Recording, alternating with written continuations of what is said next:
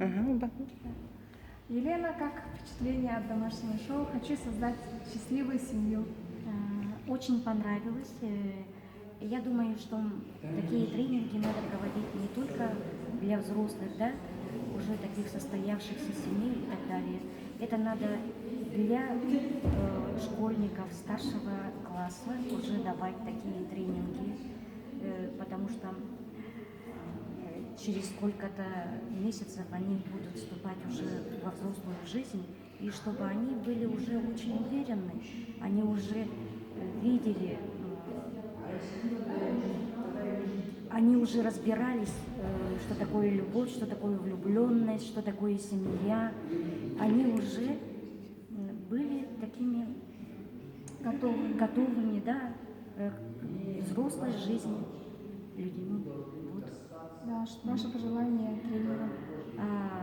Ну, я хочу, чтобы он к нам приезжал почаще, чтобы эти тренинги посещали люди и становились еще более удачливыми, становились богинями и богами.